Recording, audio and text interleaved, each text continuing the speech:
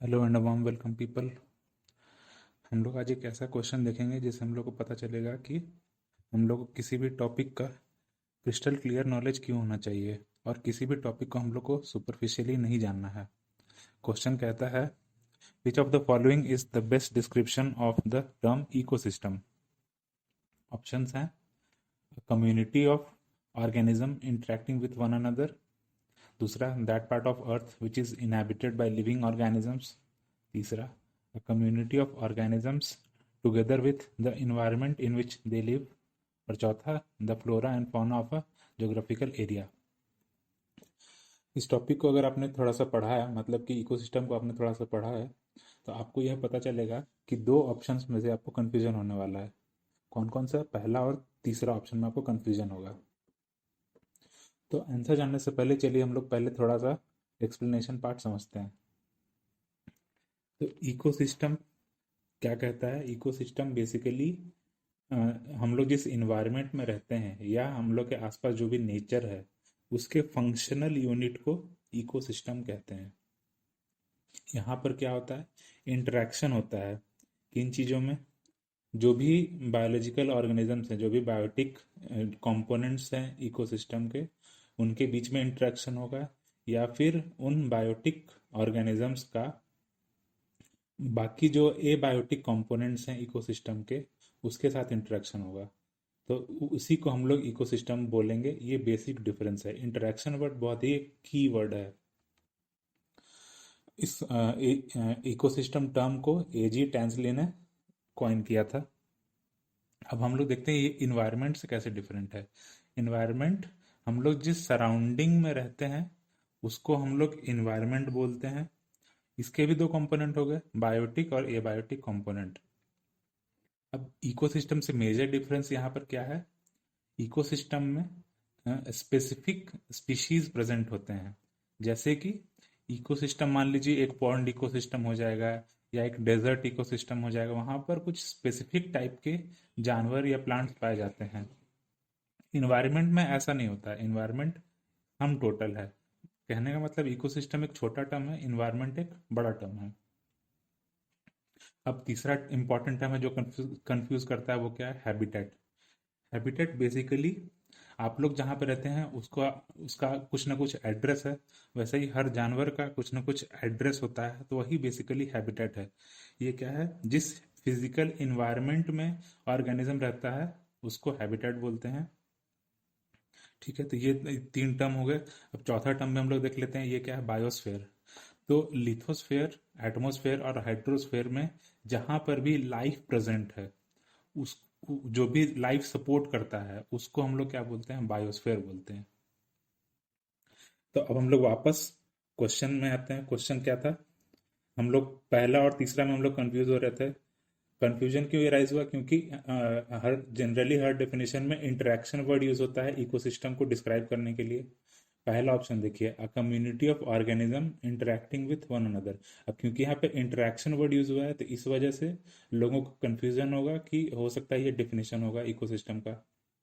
और तीसरा option, a community of organism together with the environment in which they live. तो अभी मैंने आपको क्या बताया, इकोसिस्टम में कहाँ इंटरेक्शन होता है? ना ही बस बायोटिक कंपोनेंट्स के बीच में, बल्कि बायोटिक और एबायोटिक कंपोनेंट के बीच में भी इंटरेक्शन होता है। तो वो क्या होता है? इकोसिस्टम।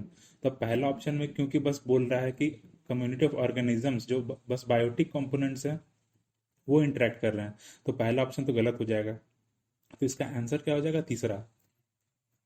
अब बाकी दो ऑप्शंस को भी देखते हैं। बी क्या कह रहा है? That part of earth which is inhabited by living organism. मैंने आपको अभी भी क्या बताया कि इसको हम लोग क्या बोलेंगे? उस पार्ट ऑफ अर्थ को बायोस्फीयर बोलेंगे। और चौथा ऑप्शन है the flora and fauna of a geographical area.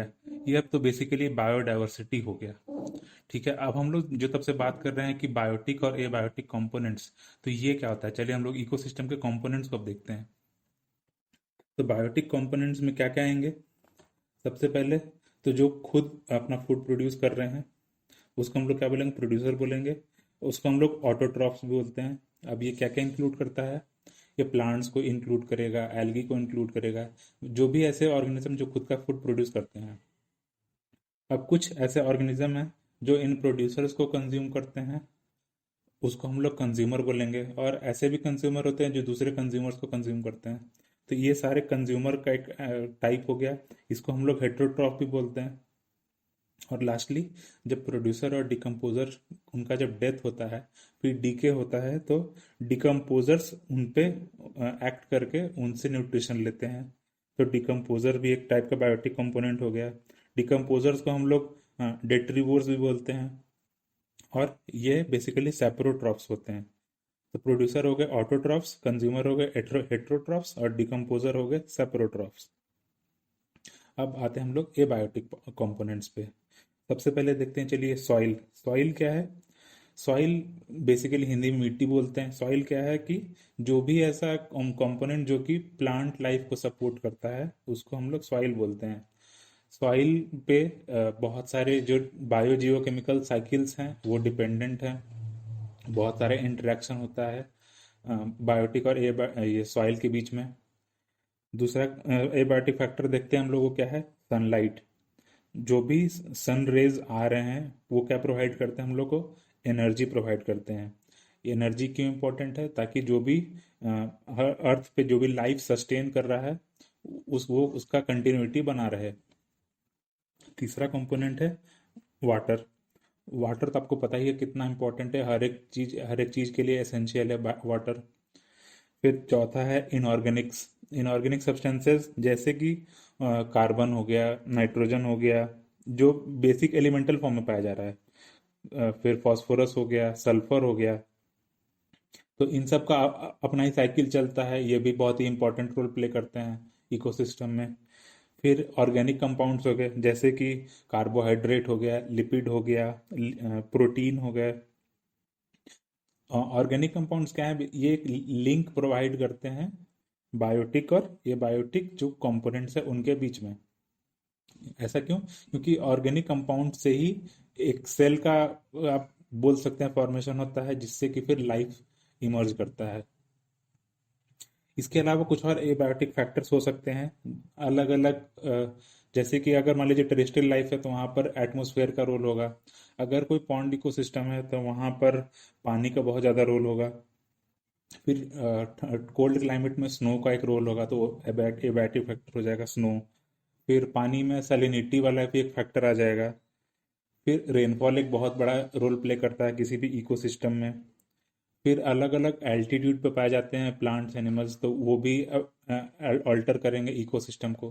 तो कुछ और एबायोटिक फैक्टर्स हमने देख लिए। अब कुछ फंक्शंस देखते हैं इकोसिस्टम का। सबसे पहला हो गया एनर्जी फ्लो। एनर्जी फ्लो कैसे होता है कि इकोसिस्टम में, आपने पढ़ा होगा बहुत सारा फूड चेन चल रहा होता है अलग अलग इकोसिस्टम में, तो वहाँ से एनर्जी फ्लो की कंटिन्यूटी बनी रहती है। जैसे कि प्रोड्यूसर्स प्लांट हो गए, ये क्या करेंगे? फूड बनाएंगे, फिर एनिमल्स इनको कंज्यूम करेंगे, और इस तरह से फिर फूड चेन चलेगा। तो यहाँ पर एक एनर्जी फ्लो हो रहा है। फिर न्यूट्रिएंट साइकिलिंग हो गया, ये बहुत ही इंपॉर्टेंट फंक्शन है इकोसिस्टम का। यहाँ पे क्या होता है, जितने भी बायोजियो केमिकल साइकिल्स हैं वो चल रहे होते हैं। जैसे कि कार्बन का साइकिल हो गया। यहाँ पे क्या होता है कि कार्बन सॉइल से प्लांट में जाता है, फिर प्लांट से एनिमल में जाता है, फिर ये वापस मरते हैं तो वापस से सॉइल में आ जाते हैं। तो इस तरह से एक साइकिल टाइप का ये जितने भी न्यूट्रिएंट्स इनका चल रहा होता है, तो ये इकोसिस्टम का एक इंपॉर्टेंट फंक्शन हो गया। इकोलॉजिकल सक्सेशन एक की फंक्शन है इकोसिस्टम का। सक्सेशन क्या होता है? एक सीरीज है प्रोग्रेसिव चेंजेस का। जैसे कोई भी बेयर एरिया है, वहां पर कोई लाइफ एग्जिस्टेंट नहीं है, तो वहां पे धीरे धीरे छोटे छोटे ऑर्गेनिज्म पहले वहां इमर्ज करते हैं, और इससे फिर एक बड़ा सा लाइफ वहां क्रिएट होता है। शुरुआत क्या होता है? लाइकेन से होता है, फिर लाइकेन से फिर वो छोटे छोटे हर्ब्स बनते हैं, फिर श्रब्स बनते हैं, और लास्ट फिर बड़े बड़े ट्रीज बन जाते हैं। तो एक सक्सेशन का एग्जाम्पल हो गया। इकोसिस्टम का यह भी फंक्शन है कि वो होम्योस्टेटिस बना के रखे। होम्योस्टेसिस क्या है? एक स्टेट ऑफ बैलेंस है जो कि इकोसिस्टम में बना रहना चाहिए। होम्यो का मतलब है सिमिलर, और स्टेसिस का मतलब है कि स्टैंड स्टिल। मतलब कि होम्योस्टेसिस का क्या मतलब हो गया? Staying same. तो होम्योस्टेसिस जो है इकोसिस्टम में हमेशा बना रहना चाहिए। कैसे होता है?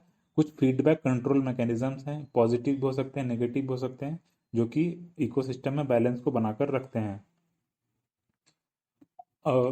इकोसिस्टम को हम लोग दो टाइप में, बड़े टाइप में बांट सकते हैं। पहला हो गया नेचुरल इकोसिस्टम और दूसरा हो गया मैनमेड इकोसिस्टम। नेचुरल सिस्टम के कुछ एग्जांपल्स हो गए, जैसे कि पॉन्ड हो गया, ग्रासलैंड हो गया, डेजर्ट हो गया, फॉरेस्ट हो गया। तो ये अलग अलग टाइप के इकोसिस्टम नेचुरल इकोसिस्टम हो गया। मैनमेड में जो भी हमने बनाया है वो मैनमेड इकोसिस्टम हो गया। जैसे हम लोग घर में एक्वेरियम रखते हैं, वो भी एक इकोसिस्टम का एग्जांपल है। फिर हम लोग गार्डनिंग करते हैं, तो हमारा जो गार्डन है वो भी एक मैनमेड इकोसिस्टम का एग्जांपल है। अब चलिए हम लोग इकोसिस्टम को इस एग्जांपल से समझते हैं। ये जो डायग्राम है, ये एक पॉन्ड इकोसिस्टम का डायग्राम है। यहाँ पर क्या है कि जो छोटे छोटे प्लांट्स हैं वो प्रोड्यूसर हैं, वो क्या कर रहे हैं, फूड को, खुद का फूड प्रोड्यूस कर रहे हैं। फिर उसको छोटे छोटे जो प्लैंक्टन्स होते हैं वो उनको कंज्यूम करते हैं। फिर प्लैंक्टन्स के थ्रू वो फिश उनको खाते हैं, और फाइनली एक बड़ा सा कोई टर्शरी कंज्यूमर उसको कंज्यूम कर जाता है। फिर इनका जब डीके होता है तो ये आके सॉइल में मिल जाता है, जहाँ पर डिकम्पोजर्स उन पे एक्ट करते हैं। तो ये तो हो गया बायोटिक कंपोनेंट्स। एबायोटिक का कंपोनेंट्स यहाँ पे क्या क्या हो जाएंगे, देखिए सनलाइट आ रहा है ऊपर से। फिर ये पानी खुद एक एबायोटिक कंपोनेंट हो गया, बहुत इंपॉर्टेंट। फिर सॉइल पाया जा रहा है। फिर यहाँ वाटर की सैलिनिटी वेरी कर सकती है। तो ये सब कुछ कुछ एबायोटिक कंपोनेंट्स हो गए पॉन्ड इकोसिस्टम के। ठीक है, तो हमने आज क्या क्या समझा, इकोसिस्टम क्या होता है, उसके फंक्शंस क्या हैं, उनके टाइप्स क्या हैं, फिर इकोसिस्टम के कंपोनेंट्स क्या क्या हैं, और इकोसिस्टम कैसे डिफर करता है इन्वायरमेंट से, हैबिटेट से, बायोस्फीयर से। ठीक है, चलिए आप लोग अच्छे से पढ़ते रहिए, अपना ख्याल रखिए, बाय बाय।